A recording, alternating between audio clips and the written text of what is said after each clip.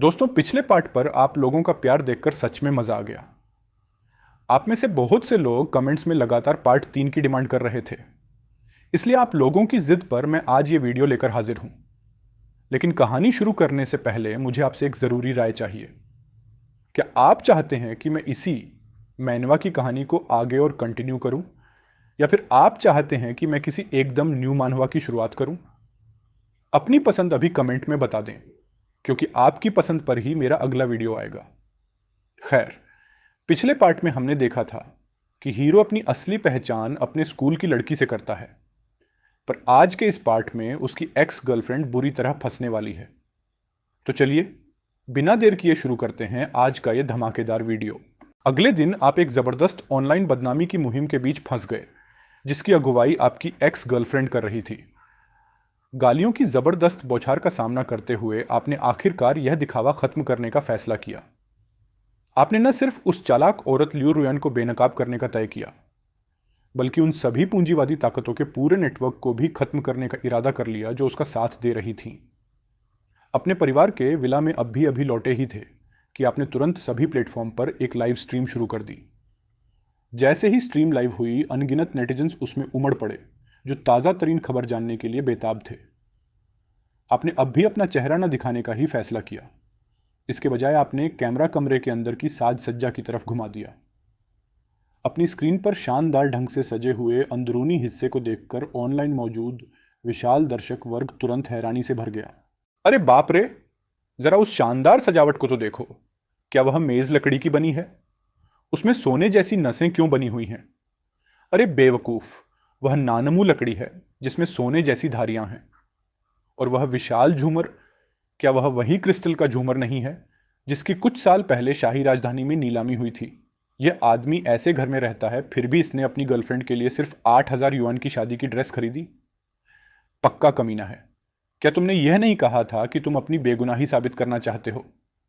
वांग इरफान, जो तुम्हारा पड़ोसी है, उसने भी स्ट्रीमिंग शुरू कर दी है। उसके साथ गवाह और वह लड़की भी है। अगर तुम में हिम्मत है तो उससे जुड़ो। कमेंट्स की बौछार को तेजी से ऊपर जाते हुए देखकर आपके अंदर एक अजीब सी झुंझलाहट उठने लगी। मैं इस घर में बिना कोई मेहनत किए ही रहने आ गया था, फिर भी उस शादी की ड्रेस को खरीदने के लिए मैंने 2 महीने तक जी तोड़ मेहनत की थी। तुम भला इन दोनों की तुलना कैसे कर सकते हो? क्या तुम लोगों को अमीरों से ईमानदारी दिखाने की उम्मीद करना और गरीबों से पैसा मांगना पसंद नहीं है?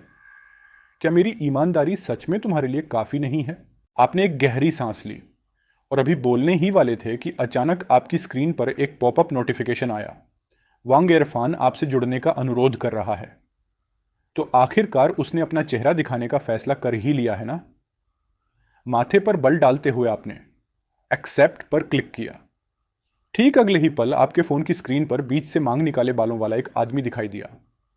ठीक है, कनेक्शन जुड़ गया है। अब चलिए इसमें शामिल लोगों को मंच पर लाते हैं। आप सब निश्चिंत रहें, मैंने फ्रांस के संबंधित अधिकारियों से पहले ही संपर्क कर लिया है। हम इन दोनों युवतियों को जरूर न्याय दिलाएंगे। स्क्रीन पर वांग इरफान ने धीरे से मुस्कुराया। उसके शब्दों से जबरदस्त आत्मविश्वास झलक रहा था। उसके नीचे चल रहे कमेंट्स में जबरदस्त एकरूपता थी। वांग इरफान की तारीफों की एक अटूट धारा और आपकी तरफ निर्देशित अपमानजनक बातें। ये एक की तारीफ करके दूसरे को नीचा दिखाने की रणनीति का एक सटीक उदाहरण था, जिसे पूरी कुशलता से अंजाम दिया गया था। इस मोड़ पर आकर पूरी स्थिति को अपनी आंखों के सामने घटते देखकर आखिरकार आपका सब्र जवाब दे गया और आपने एक बेरहम, तीखा और करारा जवाब दिया। तभी लियू रोयन और ली जू की आवाजें एक साथ गूंजी। लिनबेई, तुम्हें मुझसे ब्रेकअप करने का क्या हक है? तुम रोयन की खोई हुई जवानी की भरपाई कैसे करोगी? तुमने ली जू की बकवास को अनसुना करने का फैसला किया और इसके बजाय लियो रोयन से एक दिल को छू लेने वाला सवाल पूछा। तुमने फैनगलिंग करने के लिए शादी का जोड़ा पहना था। मैं यह मंजूर नहीं कर सकती थी, फिर भी तुमने मेरी राय सुनने से इनकार कर दिया। इसलिए मैंने ब्रेकअप करने का फैसला किया। क्या इसमें कोई प्रॉब्लम है? ओह, और मुझे इमोशनली ब्लैकमेल करने की कोशिश मत करो। यह मेरा हक है, ठीक वैसे ही जैसे यह बात छिपाना कि तुमने शादी का जोड़ा पहना था तुम्हारा हक था। यह जवाब एकदम सटीक था। लियू रुयान हैरान रह गई। कुछ देर के लिए उसके पास शब्द नहीं रहे, लेकिन ली जू ने बेशर्मी से बीच में आकर कहा, रुयान ने अपनी जवानी के लिए ऐसा किया, क्या तुम थोड़ी समझदारी नहीं दिखा सकती? दूसरी, लड़कियों के बॉयफ्रेंड समझ सकते हैं लेकिन तुम क्यों नहीं? यह सुनकर आप तुरंत हैरान रह गए। अच्छा, कुछ लोग 20 साल की उम्र में असल में मर जाते हैं, आप अभी तक क्यों नहीं मरे? चैट कमेंट्स को नजरअंदाज करते हुए आपने लियू रुयान से सवाल करना जारी रखा। आपने मुझ पर धोखा देने का आरोप लगाया। क्या मैं पूछ सकता हूं कि आपके पास क्या सबूत हैं? बिना किसी सबूत के अफवाहें फैलाना कानूनी जिम्मेदारी है। मैं सबूत हूं। उस दिन मेरे फैन क्लब की मीटिंग में आए फैंस ही सबूत हैं। हमने आपको साफ देखा 2 जुड़वा बहनों के साथ। जब आप दोनों लिफ्ट में एक साथ अंदर गए तो आप बहुत करीब से और अपने आसपास की चीजों से बेखबर होकर काम कर रहे थे। इससे पहले कि लियू रुयान कुछ बोल पाती, वांग इरफान आगे बढ़ी। उनका लहजा तीखा और तीखा था। है, यही तुम्हारा सबूत है? खैर, मैंने तुम्हें होटल में फीमेल फैंस के एक ग्रुप के साथ देखा, बहुत करीब से, और अपने आसपास की चीजों से बेखबर खाने के बाद तुम सब एक साथ होटल के स्वीट में गए। तो क्या इससे मुझे तुम पर इलीगल ग्रुप एक्टिविटीज में शामिल होने का शक करने का हक है? यह कहने के बाद तुम एक आखिरी ताना मारना नहीं भूले। ओह ठीक है, मेरे पास भी सबूत हैं। उस दिन का होटल का सर्विलांस फुटेज और ड्यूटी पर मौजूद स्टाफ मेंबर्स मेरे सबूत हैं। हालांकि वे जल्दी से संभल गए, उन्हें यकीन हो गया कि तुम सिर्फ झांसा दे रहे थे। यह सोचकर वांग इरफान का कॉन्फिडेंस बढ़ गया। खाली बातों का कोई मतलब नहीं।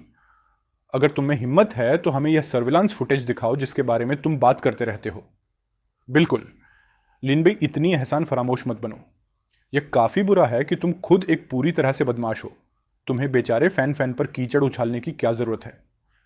इसके तुरंत बाद आपने लाइव स्ट्रीम चैट में अपने विला का सही पता सबके सामने बता दिया और सबको आकर आपका सामना करने की हिम्मत दिखाई। यह तो बहुत बड़ी हिम्मत थी। चैट में मौजूद ट्रोल्स, जिन्हें ऐसे उकसावे की आदत नहीं थी, एक साथ चिल्लाने लगे कि वे अब भी निकल रहे हैं। यह सच में बहुत बुरा था।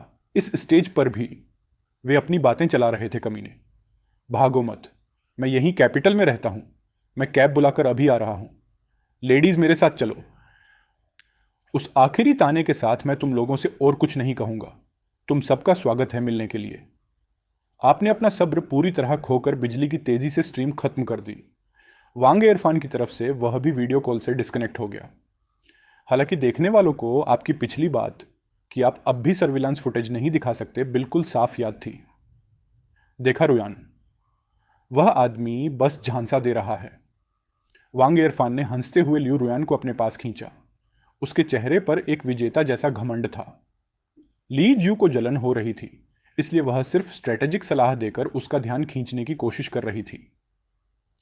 अभी फैन के आसपास जो जबरदस्त विवाद चल रहा है, उसे देखते हुए क्यों ना हम उस कमीने के खिलाफ खुलेआम जंग का ऐलान कर दें। इससे हमारी पब्लिसिटी यकीनन एक बिल्कुल नए लेवल पर पहुंच जाएगी, है ना? यह सुनकर वांग इरफान की आंखें तुरंत चमक उठीं। हम ठीक यही करेंगे। मैं अपने स्टूडियो से अभी वेइबो पर एक ऐलान पोस्ट करवाता हूं। इस बीच शहर के दूसरी तरफ अपना लाइव स्ट्रीम खत्म करने के ठीक बाद तुमने अपना फोन निकाला और जल्दी जल्दी 3 नंबर डायल किए। पहला फोन अपने पिता को किया। डैड कोई अफवाह फैला रहा है कि मैं एक कमीना हूं और मुझे साइबर बुलिंग का शिकार बना रहा है। क्या? लेकिन क्या तुम पहले से ही एक कमीने नहीं हो? क्या तुम मजाक कर रहे हो? मैं अभी गुस्से से आग बबूला हूं। अगर तुम ऐसी बातें करोगे तो मैं डिप्रेशन में चला जाऊंगा। अब वे उपनगर में मेरे विला पर धावा बोलकर सफाई करने की धमकी दे रहे हैं। क्या तुम इसके बारे में कुछ करोगे या नहीं? उनके जवाब का इंतजार किए बिना तुमने फोन काट दिया और तुरंत दूसरा नंबर डायल किया। अपने दादाजी का दादाजी, मुझे साइबर बुलिंग का शिकार बनाया जा रहा है। अगर आपको मुझ पर यकीन नहीं है तो अभी ऑनलाइन मेरा नाम सर्च करके देख लीजिए। देखा, मैंने कहा था ना। शुक्रिया दादाजी। आखिरी फोन लिन हाओ को किया कजिन। याद है हमने आज पहले क्या बात की थी? खैर, प्लान बदल गया है। आज रात तुम्हें कुछ भारी भरकम काम करना होगा। थोड़ी देर में मैं बूढ़े आदमी को एक मैसेज भेजूंगा। मैं पूरी कोशिश करूंगा कि कल तक वे बूढ़े लोग उन पर सख्ती से पेश आए। समझ गया। सबूत सर्विलांस फुटेज में है। मैं तैजी जियांग होटल के मैनेजर से कह दूंगा कि वह बाद में तुम्हें वह फुटेज भेज दे। फोन काटने के बाद तुमने एक लंबी गहरी आह भरी, जैसे कोई बहुत बड़ा बोझ उतर गया हो। एक पल बाद तुम्हारी आंखों में एक ठंडी खौफनाक चमक कौंधी। हे, वांग इरफान, लियू रोयान, ली शू और तुम सभी कीबोर्ड वॉरियर्स आ जाओ मैदान में। ठीक उसी पल राजधानी शहर के बाहरी इलाके के काफी ऊपर कई हथियारबंद हेलीकॉप्टर आसमान में तेज रफ्तार से गुजर रहे थे। नीचे जमीन पर पूरी तरह से हथियारबंद पुलिस अधिकारियों ने आसपास के पूरे इलाके को घेर रखा था। हर गुजरते वाहन और पैदल चलने वाले को रोका जा रहा था और पुलिस उनकी तलाशी ले रही थी। रोके जाने वालों में वे औरतें भी थीं जो फैन फैन से खुद मिलने आई थीं। ट्रैफिक जाम में फंसी एक काली कैडिलैक कार के अंदर जियांग यूए अपने बॉयफ्रेंड लियू वेई से एक ऐसे आदमी के बारे में भड़ास निकाल रही थी जिसका मजे की बात यह है कि उससे असल में कोई लेना देना ही नहीं था। हनी, मुझे बताओ, इस दुनिया में ऐसे घटिया लोग कैसे हो सकते हैं? और ज़रा सोचो, धोखा देने की शुरुआत उसी ने की थी। और ज़रा सोचो, उन्होंने उस जवान औरत की इस बात पर बुराई की कि वह कॉन्सर्ट में शादी का जोड़ा पहन कर आई थी। क्या शादी का जोड़ा सच में इतना ज़्यादा ज़रूरी होता है? मुझे ऐसे घटिया लोग बिल्कुल पसंद नहीं हैं। अरे लियू वेई, क्या तुमने मेरी बात नहीं सुनी? जियांग यू को लगा कि वह उसे नज़रअंदाज कर रहा है और वह बस गुस्से से आग बबूला होने ही वाली थी कि ठीक उसी पल कई पूरी तरह से हथियारबंद पुलिस अधिकारी कार की खिड़कियों के पास आ गए। उन्होंने कार में बैठे लोगों को एक आम तलाशी के लिए बाहर निकलने का हुक्म दिया। हालांकि अंदर बैठे उन दोनों ने चुपचाप रहने की कोशिश की, लेकिन अधिकारियों की बंदूकों के सामने उनके पास आज्ञाकारी बनकर बाहर निकलने और तलाशी देने के अलावा कोई चारा नहीं था। अधिकारियों, हम दोनों खैर, आप खुद ही देख लीजिए। लियू वेई ड्राइवर की सीट से बाहर निकला। उसके चेहरे पर एक चौड़ी मुस्कान थी और उसने मशरूम से भरा एक थैला आगे बढ़ाया। लेकिन सार्जेंट ने उनकी बातों पर कोई ध्यान नहीं दिया। अपने चेहरे पर एक सख्त भाव बनाए रखते हुए उसने तय प्रक्रिया के अनुसार उनकी आईडीज की जांच करना शुरू कर दिया। इस बीच दूसरे अधिकारियों ने कार की डिक्की और अंदर के हिस्से की तलाशी लेना शुरू कर दिया। सार्जेंट ने उनके पहचान पत्र लिए और उनमें लिखी जानकारी को दूसरी जानकारियों से मिलाकर बहुत ध्यान से उनकी जांच की। जांग यूए और लियू वेई ने एक दूसरे की ओर सहज रूप से देखा। वे निश्चित रूप से यह बात सीधे सीधे नहीं कह सकते थे कि वे किसी की शादी में बिन बुलाए मेहमान बनकर जा रहे थे। कुछ देर की चुप्पी के बाद आखिरकार लियू वेई ने ही इसकी वजह बताई। परिवार में किसी बुजुर्ग का देहांत हो गया है। हम एक अंतिम संस्कार में शामिल होने के लिए अपने गृहनगर की ओर तेजी से लौट रहे हैं। अधिकारी ने सिर हिलाया और उन्हें आगे जाने का इशारा करने की तैयारी करने लगा। अचानक गाड़ी के पिछले हिस्से से एक पुलिस अधिकारी की आवाज गूंजी। चीफ ट्रंक में एक बेसबॉल बैट और एक एक्सटेंडेबल बैटन, बढ़ने वाली लाठी है। एक साथ हुई क्लिक क्लैक की आवाज के साथ बंदूकों के कॉक होने की आवाजें एक सुर में गूंज उठीं। चीफ की नजरें गंभीर हो गईं। तुम्हारे गृहनगर में अंतिम संस्कार के रीति रिवाज यकीनन अनोखे हैं। नहीं नहीं, हम तो बस उन्हें आत्मरक्षा के लिए दाढ़ी में रखते हैं, लियू वेई ने समझाया और जबरदस्ती एक मुस्कान चेहरे पर लाने की कोशिश की, जो मुस्कान कम और एक अजीब सी सिकुड़न ज्यादा लग रही थी। और यह व्यक्ति, क्या आप इसे जानते हैं? अधिकारियों, क्या आप अभी इसकी तलाश कर रहे हैं? मुझे पता था कि ऐसा नीच इंसान देर सवेर कानून के शिकंजे में जरूर आएगा। चीफ ने अपना सिर एक तरफ झुकाया और अपने सामने खड़ी महिला को लगातार बड़बड़ाते हुए देखता रहा। उसके चेहरे के हाव भाव और भी ज्यादा अजीब होते गए। चीफ की नजर को भांपकर लियू वेई का दिल जोर से धड़क उठा। उसने जल्दी से हाथ बढ़ाया और जियांग यू को कोहनी मारी और उसे चुप रहने का इशारा किया। लियू वेई, तुमने मुझे कोहनी क्यों मारी? अपनी बांह पर वह स्पर्श महसूस करके जियांग यू स्थिति को समझ नहीं पाई और इसके बजाय उसने अपना सिर घुमाकर स्पष्टीकरण मांग लिया। ठीक है, बोलते रहो, मैं सुन रहा हूं, चीफ ने कहा और अपनी बाहें बांधते हुए स्पष्ट दिलचस्पी दिखाई। उसकी आवाज सुनकर आसपास खड़े अधिकारी एक साथ हरकत में आए और उस जोड़े को घेरने के लिए अपनी कतारें कस लीं। माहौल धीरे धीरे डरावना होता गया। उसी पल जियांग यू को आखिरकार एहसास हुआ कि कुछ बहुत ही गलत हो रहा है। चीफ, यह सब क्या चल रहा है? कुछ भी नहीं, हम तो बस तुम्हें स्टेशन पर चाय पीने के लिए आमंत्रित करना चाहते हैं। चीफ मुस्कुराया और अपना हाथ हिलाया। इन्हें अंदर ले जाओ। उसके होंठों से ये शब्द निकलते ही उन दोनों की कलाइयों में हथकड़ियां पहना दी गईं। रुको चीफ, यकीनन तुम्हें कोई गलतफहमी हुई है। कोई गलतफहमी नहीं, सबूत अकाट्य है। इन्हें ले जाओ। तुम ऐसा नहीं कर सकते। मैंने कोई कानून नहीं तोड़ा है, तुम मुझे गिरफ्तार नहीं कर सकते। तुम जो कर रहे हो वह गैर कानूनी है और मैं तुम पर मुकदमा करूंगा। अग्रिम बधाई। बस आराम से बैठकर इंतजार कर रहा हूं कि इस नीच को उसके एके की सजा मिले।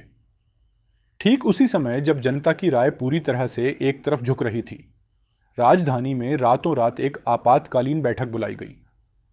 विशाल कॉन्फ्रेंस रूम के अंदर एक दर्जन से ज्यादा कैबिनेट सदस्य दबी जबान में चर्चा कर रहे थे। सालों तक कैबिनेट में एक साथ काम करने की वजह से ये सदस्य एक दूसरे के पुराने परिचित थे।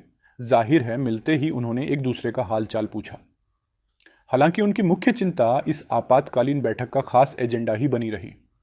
आखिरकार कॉन्फ्रेंस रूम के दरवाजे खुले और एक साथ दो लोग अंदर आते दिखाई दिए। ठीक अगले ही पल ये सांसद, ऐसे लोग जिनका आमतौर पर बहुत ज्यादा दबदबा और पहुंच होती है, एक साथ सीधे तनकर खड़े हो गए और सबसे आगे चल रहे व्यक्ति की ओर तनाव भरी नजरों से देखने लगे। ये व्यक्ति कोई और नहीं बल्कि रोंग राज्य का मौजूदा दूसरे नंबर का सबसे ताकतवर इंसान था, लिन हाई, जो कैबिनेट का मौजूदा उप प्रधानमंत्री था।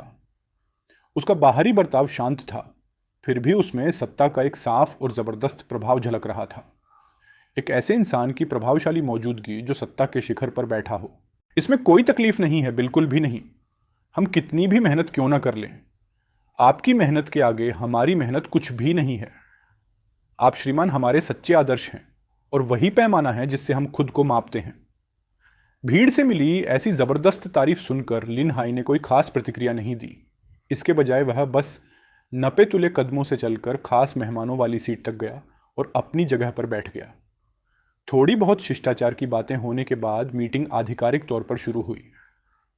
लिनहाउ ने अपने हाथों में पकड़े दस्तावेजों को काउंसिल के हर सदस्य को बांटकर शुरुआत की। ये वही प्रस्ताव थे जो उसने पहले इंटरनेट के नियमन के संबंध में पेश किए थे।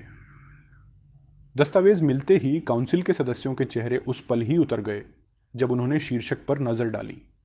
हालांकि लिन हाई की मौजूदगी का लिहाज करते हुए उनमें अपनी नाराजगी खुले तौर पर जाहिर करने की हिम्मत नहीं हुई। क्या यह ठीक वही प्रस्ताव नहीं था जिसे उन्होंने पहले अनगिनत बार खारिज कर दिया था? यह लड़का इतना जिद्दी और अड़ियल क्यों है? आखिर इंटरनेट कोई असली दुनिया तो है नहीं। अगर हम सचमुच कोई सुधार अभियान चलाते हैं तो इसके लिए जरूरी मैन पावर, वित्तीय संसाधन और भौतिक संपत्ति कितनी ज्यादा होगी। ठीक इसी पल लिन हाई ने अपनी बात रखी। इस मीटिंग के एजेंडे में सिर्फ दो ही मुद्दे हैं। पहला मुद्दा साइबर बुलिंग और अफवाहें फैलाने जैसी समस्याओं से जुड़ा है। दूसरा मुद्दा मनोरंजन जगत की अराजक स्थिति से जुड़ा है। लिन हाई के शब्द एक स्थिर करने वाली शक्ति की तरह काम कर रहे थे, एक मजबूत लंगर की तरह जो तूफानी समुद्र को शांत कर देता है। भले ही वहां मौजूद काउंसिल के सदस्यों के मन में कितनी भी बड़ी आपत्तियां क्यों ना हो, वे उन्हें बस अपने अंदर ही दबाकर रख सकते थे। लिन हाई के समर्थन से हिम्मत पाकर लिनहाउ को आखिरकार काउंसिल के सदस्यों की इस सभा के सामने अपनी बात पर डटे रहने का साहस मिल ही गया। काउंसिल के सदस्य यही तर्क पहले भी अनगिनत बार सुन चुके थे। अब उनके मन में बस एक ही विचार था, इस औपचारिकता को जितनी जल्दी हो सके निपटाकर घर जाकर सो जाना। चूंकि बिग बॉस पहले ही अपनी बात कह चुके हैं, इसलिए हमारी राय अब पूरी तरह से बेमानी हो चुकी है। हालांकि लिनहाउ की अगली टिप्पणियों ने उन्हें पूरी तरह से चौंका दिया। आप मुझसे पूछते हैं कि क्या मैं समझता हूं कि उसके पिता और दादा कैसा महसूस करते हैं। काउंसिल के सदस्यों ने सहज ही घबराकर अपनी लार निगली और मेज के मुख्य स्थान पर बैठे उस गंभीर चेहरे वाले अधेड़ उम्र के व्यक्ति की ओर चोरी छिपे तिरछी नजर से देखा। वह एहसास, ओह, वे उसे बहुत अच्छी तरह जानते थे। वह बेहद तकलीफदेह था। अचानक जैसे कोई बात अचानक समझ में आ गई हो, काउंसिल के सदस्यों में से एक ने जोर से मेज पर हाथ पटका और अपनी जगह से उछलकर खड़ा हो गया। उसका चेहरा गुस्से से तमतमाया हुआ था और उसकी आंखों से मानो आग बरस रही थी। यह तो बिल्कुल ही शर्मनाक है। मैंने कभी सोचा भी नहीं था कि आज के ज़माने में साइबर बुलिंग इतनी ज़्यादा फैल जाएगी। इन पीड़ितों और उनके परिवारों की खातिर हम बस हाथ पर हाथ धरे बैठे नहीं रह सकते। मेरा प्रस्ताव है कि आज रात ही हम साइबर बुलिंग पर नकेल कसने के लिए एक विस्तृत योजना तैयार करें। उनके मुंह से ये शब्द निकलते ही काउंसिल के बाकी सदस्यों ने एकमत होकर उनका समर्थन किया। बिल्कुल, इंटरनेट कोई ऐसा इलाका नहीं है जहां कोई कानून न चलता हो। अब समय आ गया है कि हम इसे काबू में लाएं। जहां तक मनोरंजन जगत में फैली अराजकता की बात है, मुझे नहीं लगता कि कॉमरेड लिनहाउ को अब और समय बर्बाद करके इसके खास उदाहरण गिनाने की जरूरत है। समय बहुत कीमती है। आइए हम सीधे आज रात ही उस योजना को बनाने का काम शुरू करें। हे दोस्तों, इस वीडियो को देखने के लिए आपका बहुत बहुत शुक्रिया। प्लीज इस वीडियो को लाइक और शेयर जरूर करें। अगर आप चाहते हैं कि हम इस कहानी को जारी रखें तो प्लीज इस वीडियो को अपना पूरा सपोर्ट दें और ऐसी ही नई नई स्टोरीज के लिए चैनल को अभी सब्सक्राइब कर लें।